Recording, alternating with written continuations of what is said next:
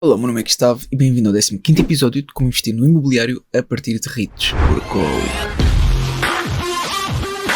Tal como já sabes, eu utilizo a Firma 24 para ser o legítimo dono destes REITs que adquiro e podes ver que neste momento estou com um portfólio yield nesta série de 5,68%, que até é elevado, sendo o meu rendimento anual em termos de dividendos que estou a receber $183, ok? Esta é a forma como estou a receber os dividendos mensalmente, está bem? Por isso uma média de cerca de $15.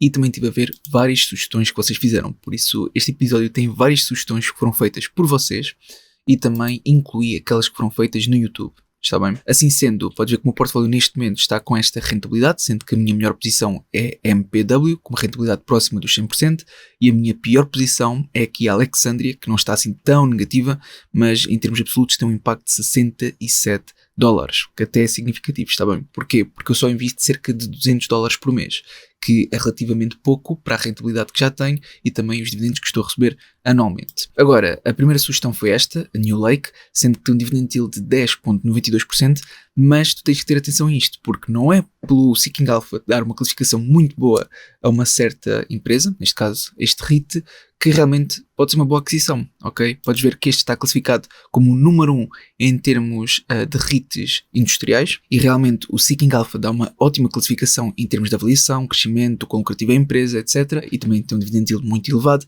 mas se nós formos ver aqui em dividendos e depois em Dividend Safety, e atenção que em Dividend Safety eles classificam como um A+, o que eu acredito que esteja errado, e se olharmos para o AFFO Payout Ratio conseguimos ver que está acima dos 80%, que é muito elevado, ou seja, não só acima da mediana do setor, mas também acima de 80%, que para mim já é para descartar. Tá bem? Por isso não acredito que este seja um bom REIT para o meu portfólio e por isso vou descartá-lo. E a pessoa que estiver a ver deve fazer um bom estudo e ter cuidado, porque pode não ser indicado para todas as carteiras, ok? Tenham atenção a isso. Pronto, a sugestão seguinte foi a IIPR. Esta, já sabem que teve aqui uma grande queda, por isso teve recentemente num dos meus níveis de suporte, sendo que eu estou à espera que caia até este nível de suporte, ou seja, próximo dos 40, 41, mas a verdade é que eu prefiro aguardar para ter uma noção qual poderá ser o resultado do processo judicial que está neste momento a decorrer sobre a IIPR e por isso esta de momento vai ser descartada. É claro que se forem bem sucedidos e conseguirem superar os problemas que estão a ter atualmente, então poderá ter aqui uma boa subida, mas se a situação piorar, então podem cair até talvez aos 40, 41 e seria aqui que eu gostaria de adquirir, tá bem? Pronto, passando à próxima temos aqui a Iron Mountain. Esta tem um dividend yield pequeno de 3,37%, ou seja, o mínimo que eu estou disposto a adquirir um REIT é se tiver um dividend yield igual ou superior a 3%.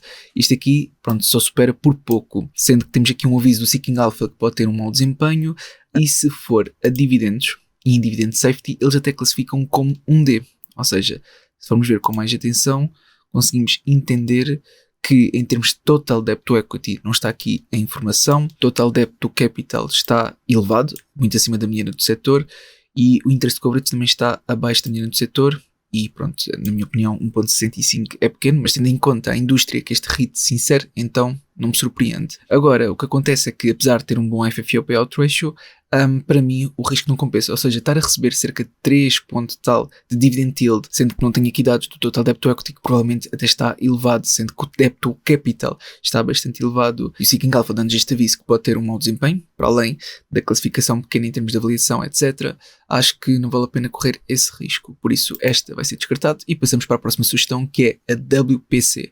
A WPC tem um Dividend Yield de 5,48%. Antes de passar à segurança dos dividendos, quero mostrar-te aqui graficamente onde é que a mesma se encontra. Ou seja, está longe de máximos absolutos, mas recentemente teve aqui uma grande subida e eu, pronto, gostaria de ter cuidado, porque se entretanto esta subida corrigir e voltar para os valores onde estava anteriormente, então estamos a falar de uma queda de quase 15%, ok? O que torna arriscado. No entanto, eu coloquei aqui próximo do topo da minha lista porque eu tenho interesse. Está bem? Por isso aqui, tal como podes ver em termos de Dividend Safety, também não está muito bem classificada, mas também não está muito má. Ou seja, em termos de Total Debt to Equity está nos 97%, próxima da mediana do setor.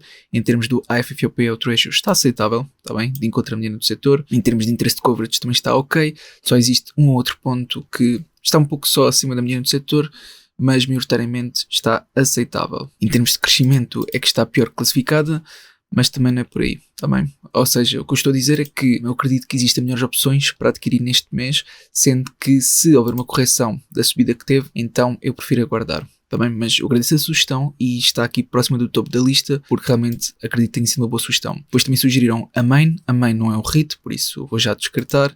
LTC eu vou ver aqui em dividendos, dividend safety, para ter uma noção se existe a probabilidade de cortarem os dividendos, e podemos ver que o FFO payout ratio está acima dos 80%, está bem? Isto é algo que eu descarto completamente, porque eu não quero correr o risco de cortarem os dividendos, e já sabem, quando isso acontece, é mau não só para o REIT, mas também para os dividendos que vão estar a pagar, que vai ser uma quantidade inferior, mas para além disso também é mau, ou seja, é um mau indicador para o desempenho que a empresa pode vir a ter, está bem? Porque se os gestores estão a decidir cortar os dividendos, é porque futuramente a empresa pode ter um pior desempenho e faz com que a ação desvalorize bastante. Normalmente é isso que acontece e por isso eu tenho que ter muito cuidado. LTC vai ser algo que eu irei descartar. Depois temos esta sugestão, que foi a ABR, aqui tem falta de dados, no entanto acredito que a mesma poderá talvez ser uma futura possível oportunidade. É por isso que eu coloquei no topo da minha lista para ver futuramente, porque ela teve aqui uma grande queda, está próxima do nível de suporte que eu tracei e realmente vale a pena voltar a dar uma vista de olhos no futuro, está bem? Ainda por cima tem um grande dividend yield, deixa-me lá ver, o seu dividend yield neste momento está nos 14% aproximadamente, tem crescido os seus dividendos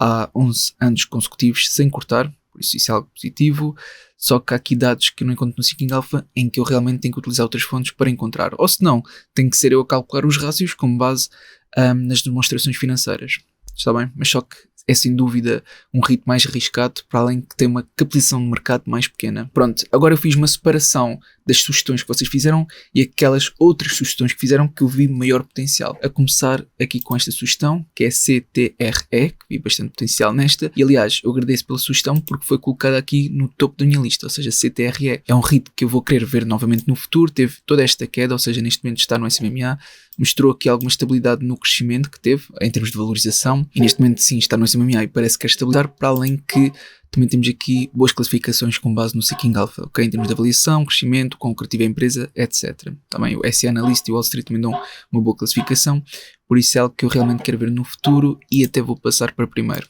Tá bem? Qual é que é o único problema que eu vejo neste REIT? Pronto, é que está mais dentro do setor da saúde, por isso a exposição de risco é diferente, eu já tinha alguma exposição ao setor da saúde, não queria ter tanto, mas mesmo assim acho que vale a pena ver no futuro. Depois temos aqui a Vici Properties, eu já adquiri no passado, eu acho que é uma boa aquisição em termos fundamentais, em termos éticos para mim não é tanto uma boa aquisição, mas é claro, cada um sabe de si, da sua carteira e do seu perfil de investidor. Só que a Vici, para a tua informação, já foi adquirida e também falada em episódios anteriores. Aliás, aqui no top REIT do Seeking Alpha, ela está em terceiro lugar. Ela não tem esta classificação ao caso, ou seja, para além de estar em terceiro, também tem uma grande capitalização de mercado e um elevado dividend yield.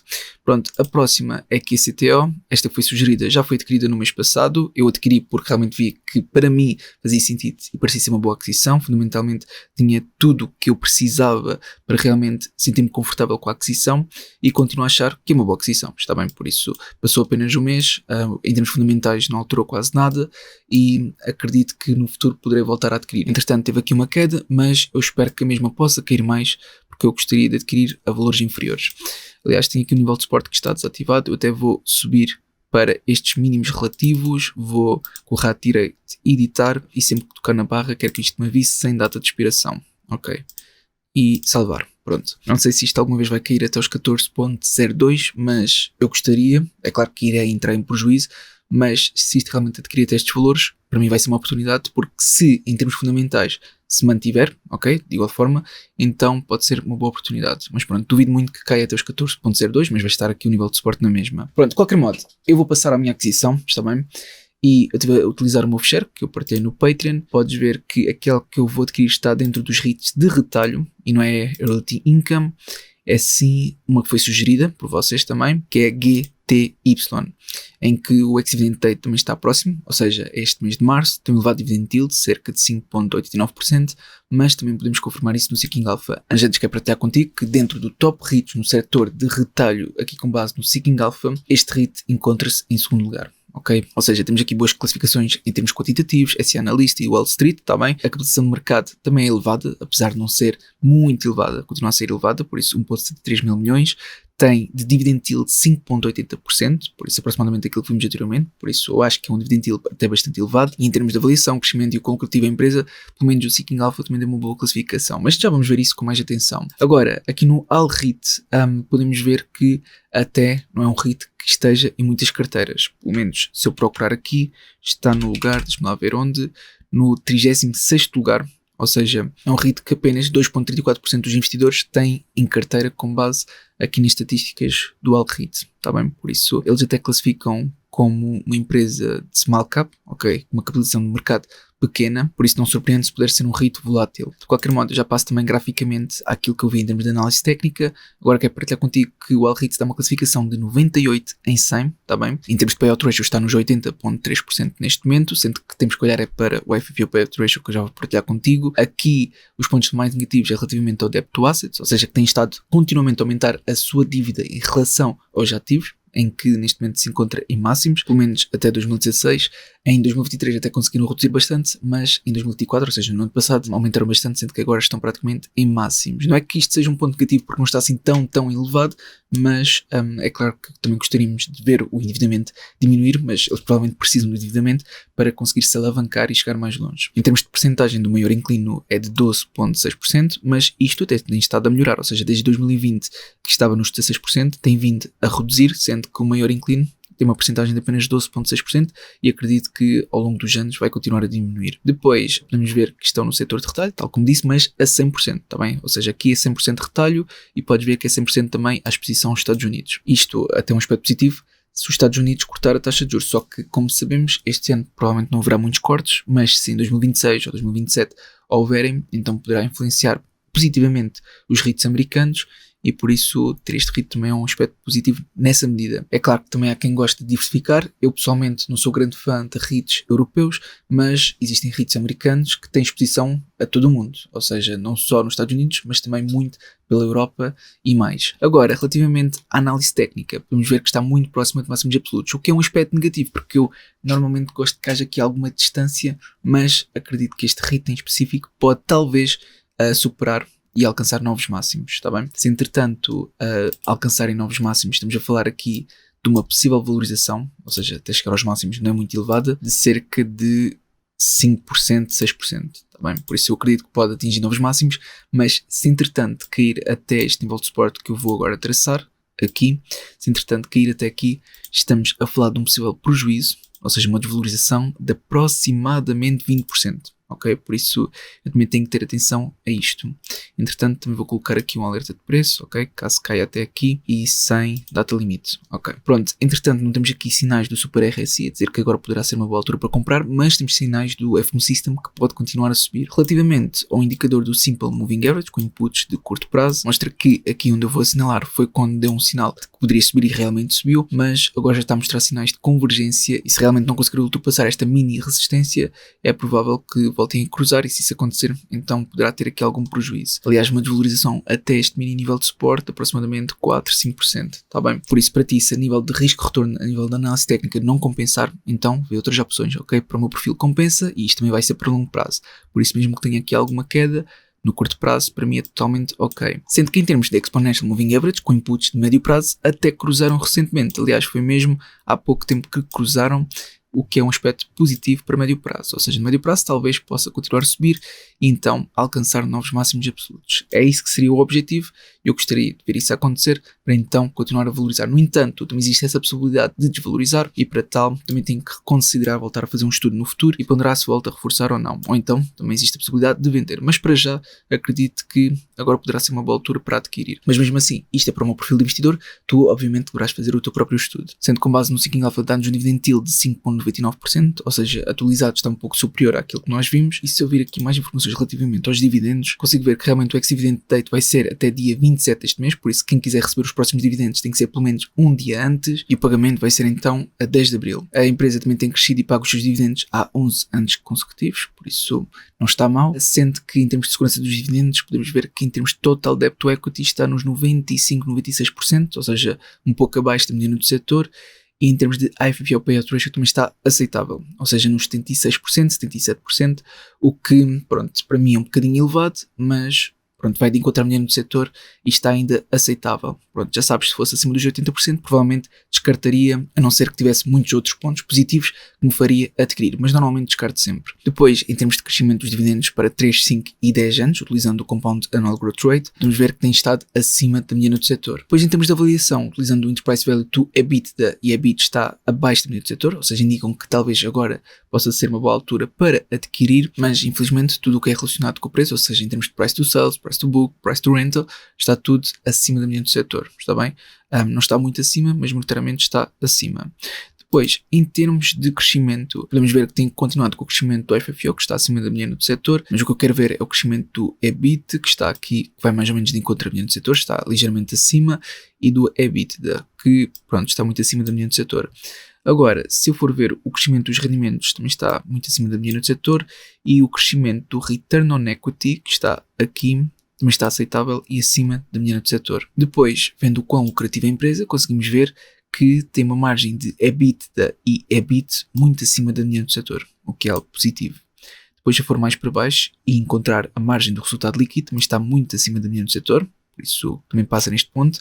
E em termos de Return on Assets, Return on Capital e Return on Equity, também está acima da mediana do setor. Por isso, nestes pontos passa. Agora eu quero ver as avaliações. Por isso, com base no GuruFox, diz que está praticamente no seu valor justo, ok? Aliás, até diz que está 1,16% sobrevalorizada, está bem? Por isso, tem atenção a isto. Eles no overall dão uma classificação de 77 em 100, sendo que dão uma classificação de 4 em 10 para a saúde financeira, de 8 em 10 para o quão lucrativo é a empresa, 10 em 10 para o momento, por isso que está favorável neste momento, porque pouco importa em termos de análise técnica se eventualmente acontecer algo a nível fundamental ou mesmo notícias negativas que possam sair, que ela pode estar continuamente a subir, que entretanto pode haver uma grande queda, ou seja, um gap down. Por isso não vais pela análise técnica, mas utiliza um mix de tudo e todas as informações possíveis para conseguires tirar conclusões relativamente ao teu estudo. Agora, o valor justo, eles dão uma classificação de 7 em 10, apesar de dizerem que está sobrevalorizado por 1,16%, relativamente ao crescimento dão de 3 em 10, por isso até dão uma pontuação mais negativa para o crescimento do que para a saúde financeira, sendo que eles destacam estes dois pontos como os aspectos mais negativos, o que se utilizássemos apenas o GuruFox era realmente preocupante. Mas vamos utilizar também outras fontes. Aqui no Finbox diz que existe uma possível desvalorização de 1,5% com base nos multiples, utilizando o price to IFFO, mas também já vimos que tudo utilizando o preço maioritariamente dá algo mais negativo. Se utilizarmos entretanto o DDM Stable Growth também dá uma possível desvalorização de 3,6%, ou seja, considerando os dividendos que estão a pagar. Utilizando a fonte do Simple Wall Street, dizem que está subvalorizado por 42,5%, sendo que aqui já sabemos que exageram sempre um bocado, mas se virmos em termos de crescimento, conseguimos entender que realmente estão abaixo da indústria, quando falamos das projeções anuais do crescimento dos earnings, abaixo da indústria e do mercado, mas também a diferença não é muita, mas se olharmos para as projeções anuais do crescimento dos rendimentos, então está acima da indústria, mas abaixo do mercado, ok? Sendo que está a pagar bons dividendos, por isso é isso que quero ver da Canada contigo, mas agora vamos olhar para a saúde financeira, ou seja, dizem que tem ativos correntes superiores aos passivos correntes, que é verdade, e ativos não correntes muito superiores aos passivos não correntes, por isso neste aspecto passa, infelizmente não tem ativos correntes superiores aos passivos não correntes, mas também seria muito difícil, ainda por cima para um REIT,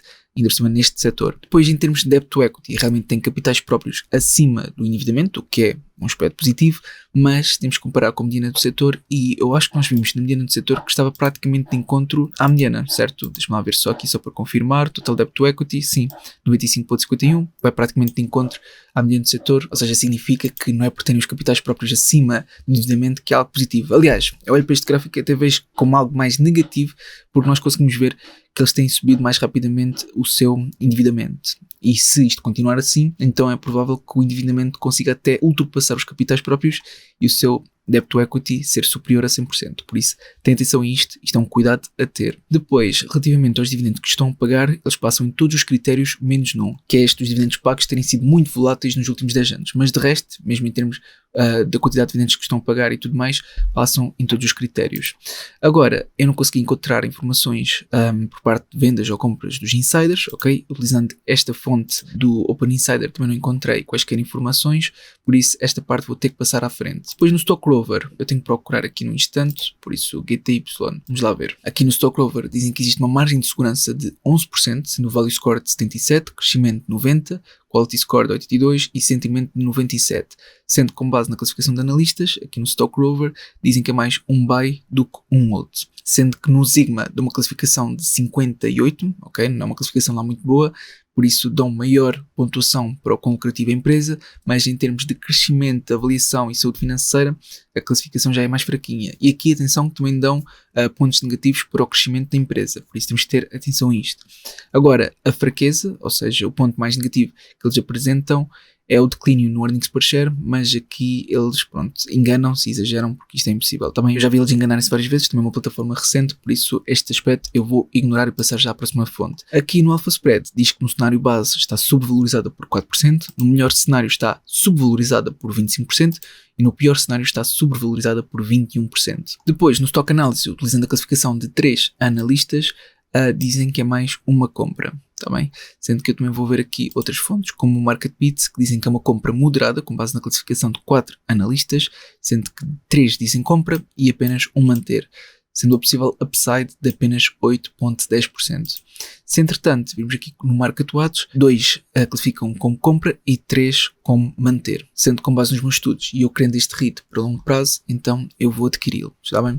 Talvez possa haver melhores opções no mercado neste momento para o teu perfil também, por isso tens de fazer o teu próprio estudo, mas para o meu perfil, neste momento e também para diversificar, acho que até pode ser uma boa aquisição. Ok, de qualquer modo, se entretanto a mesma cair, eu vou eventualmente voltar a fazer um estudo e ponderar reforçar ou não. Se a mesma cair, se entretanto continuar a subir, então ótimo. Pronto, assim sendo, eu vou procurar aqui por GTY, que está aqui, e agora eu vou comprar o valor de mercado, mas ainda são 2 horas e 2 minutos, ou seja, falta 28 minutos para o mercado abrir e eu tenho que aguardar. Entretanto, também quero sugerir que vejas, pelo menos neste episódio, também no canal do Financial Portuguese, por isso a alternativa que eu vou adquirir para esse canal pode ser talvez mais interessante para o teu perfil. Para o meu perfil, esta vai ser a minha principal aquisição, mas para ti talvez possas preferir a que vai estar no canal do Financial Portuguese. Também por isso vê, compreende o estudo que eu vou partilhar e também faz o teu próprio para entender qual poderá ser a mais indicada para ti.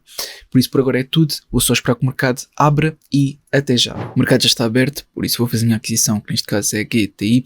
Eu vou adquirir cerca de 6 ações porque é o mais próximo dos $200, ou seja, 6 ações são mais próximas do que as 7 e vou fazer uma ordem de mercado. Sim, colocar ordem e confirmar compra. Exato. Então, o que me resta fazer é colocar no Track Your Dividends aqui esta aquisição.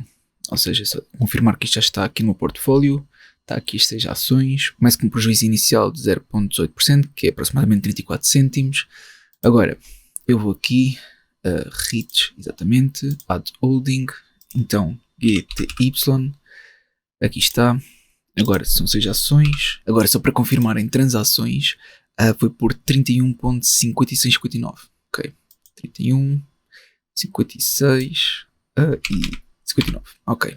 Add Holding. E está feito. Aumentei um pouco o portfólio yield e também o recebimento anual de dividendos. Neste momento está praticamente nos $200, por isso significa que se eu quisesse poderia pegar nestes $200 e adquirir outro REIT, ou seja, é como se tivesse um mês adicional, tá bem? Mas pronto, isto mês a mês vou aumentando até chegar a metas cada vez mais ambiciosas. Por isso, esta foi a aquisição para este mês. Eu realmente espero que tenha sido útil. Fica também à vontade para fazer uma sugestão e até uma próxima.